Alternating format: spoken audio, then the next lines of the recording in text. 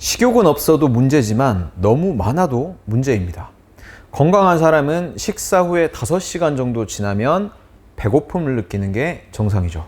하지만 충분히 식사를 했는데도 2~3시간만 지나도 배고픔을 느껴서 간식이나 달달한 믹스커피를 찾는 분들이 많은데요.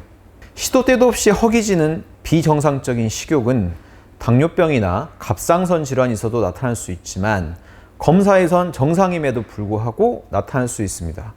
진짜 원인을 알아보고 해결 방법도 말씀드릴 테니까 영상 꼭 끝까지 시청해 주세요. 인슐린 저항성이 있다는 것은 당뇨병으로 진행하고 있다는 것을 뜻합니다. 인슐린 저항성이 있는 분들의 특징은 혈당, 즉 피 속의 당분 수치가 요동친다는 것이죠. 건강한 사람은 아무것도 먹지 않은 공복 상태에서는 혈당이 70 정도, 그리고 음식을 먹고 나서 2시간 정도 후에는 140, 즉 혈당 수치가 최저 70에서 최고 140 사이를 완만하게 움직여줘야 하는데요. 인슐린 저항성이 있는 분들은 혈당 수치가 훨씬 더 큰 폭으로 움직입니다. 예를 들어 식사 후 2시간 후에는 200 가까이 뛰었다가 시간이 좀 지나면 50 정도로 확 떨어지는 것이죠. 고혈당 구간 그리고 저혈당 구간 모두 건강에 악영향을 줍니다. 고혈당 구간에서는 혈당 스파이크로 혈관 손상이 오게 되고요.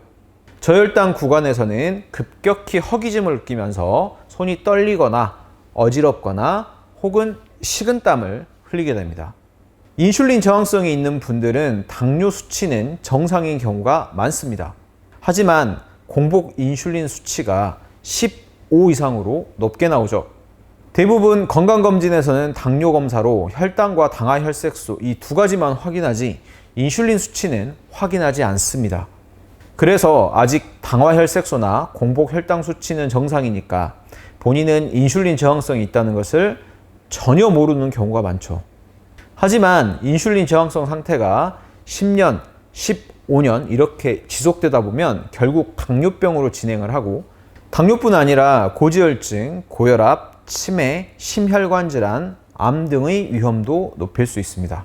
또 인슐린 저항성 상태는 포만감을 느끼게 하는 렙틴이라는 호르몬의 저항성도 함께 유발해서 식욕 조절을 더 어렵게 합니다.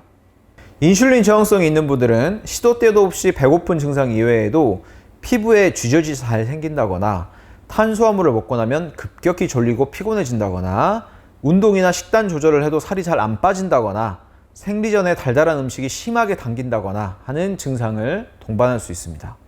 비정상적인 식욕이 있는 분들은 건강검진 하실 때 반드시 인슐린도 추가를 해달라고 먼저 요청하시는 것이 좋습니다. 10,000원이 조금 넘는 금액이 추가되긴 하지만 중요한 수치니까 꼭 확인해 보세요. 미네랄은 땅 파면 나오는 광물인데 이 광물들 중에서 사람 몸에도 꼭 필요한 광물들을 필수 미네랄이라고 하죠. 일부 미네랄 결핍도 비정상적인 식욕 항진을 유발하는데요. 대표적인 것은 마그네슘입니다. 마그네슘은 미네랄의 제왕이죠. 인간 몸의 모든 신진대사에 빠지질 않습니다. 마그네슘이 결핍되면 에너지 생산이 잘 되지 않고 식욕을 조절하는 호르몬인 렙틴과 그렐린의 균형도 무너지기 때문에 피로감을 자주 느끼면서 배고픔을 느끼게 됩니다. 특히 스트레스 많이 받는 분들이나 음주 자주 하시는 분들은 마그네슘 결핍이 쉽게 생길 수 있어요. 마그네슘 다음으로 제가 항상 강조하는 필수 미네랄이 바로 아연인데요. 아연 역시 포만감을 느끼게 하는 호르몬인 렙틴 생성에 필수적이라서 아연이 결핍되면 렙틴 분비가 잘 안 돼서 사람을 허기지게 만듭니다. 크롬도 인슐린 대사와 혈당 조절에 관여하기 때문에 이게 결핍되면 잦은 배고픔을 느낄 수 있어요. 특히 크롬 결핍은 탄수화물에 대한 과도한 식탐을 유발합니다. 철분이 부족하면 빈혈 생기기 쉽죠. 특히 생리학 많은 여자분들은 철분 부족으로 인한 빈혈로 현기증, 피로감과 함께 잦은 허기짐을 느낄 수 있습니다. 요오드와 셀레늄도 결핍 시에 갑상선 호르몬 저하로 잦은 배고픔과 피로감을 유발할 수 있습니다. 잠을 충분히 못 자면 다음날 배고픔이 훨씬 증가합니다. 배고픔을 뇌로 전달하는 호르몬이 그렐린이고 포만감을 뇌로 전달하는 호르몬은 렙틴입니다.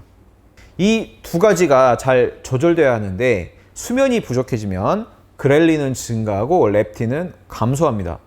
그래서 잠을 못 잔 다음 날은 배고픔이 더 심해지는 것이죠. 정신적인 스트레스를 심하게 받으면 스트레스 호르몬인 코티졸이 과도하게 분비됩니다. 코티졸은 식욕을 폭발하게 만들 수 있는데요. 보통 스트레스를 먹는 것으로 푸는 분들 있잖아요. 이게 코티졸이 식욕을 자극하기 때문이죠. 이 상태가 지속되면 정신질환 중 하나인 폭식증 등으로 진행할 수 있어요. 그래서 우울증이나 불안장애를 앓는 분들에게서 폭식증 같은 섭식장애가 자주 나타나죠.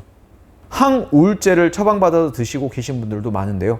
항우울제 중 일부는 식욕을 항진시키기도 합니다.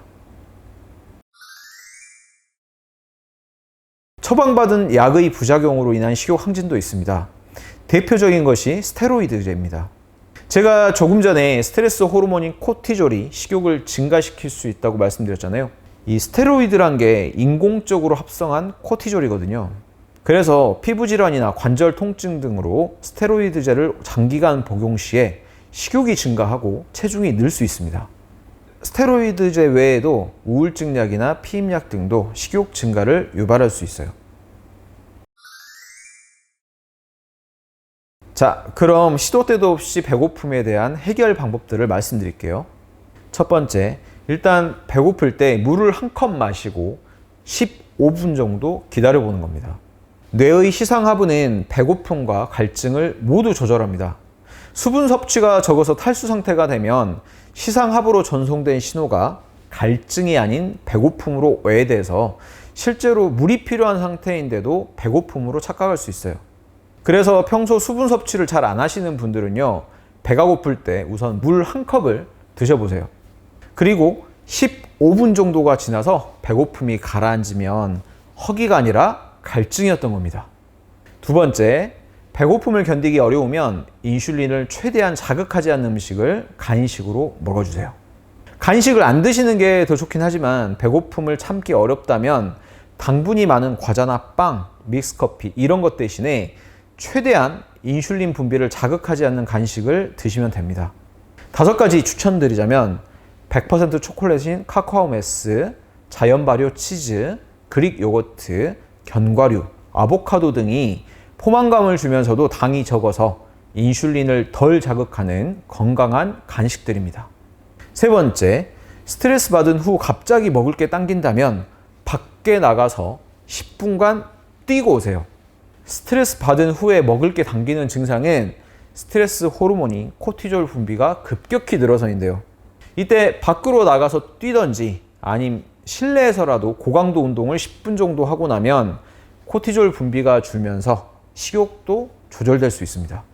네 번째, 미네랄이 풍부한 현미, 귀리, 콩 등을 넣은 잡곡밥으로 바꾸고 견과류를 한 줌씩 먹어주세요. 미네랄 결핍도 식욕 항진의 원인이잖아요. 통곡물이나 견과류에는 마그네슘이나 아연 등의 미네랄이 풍부하고요.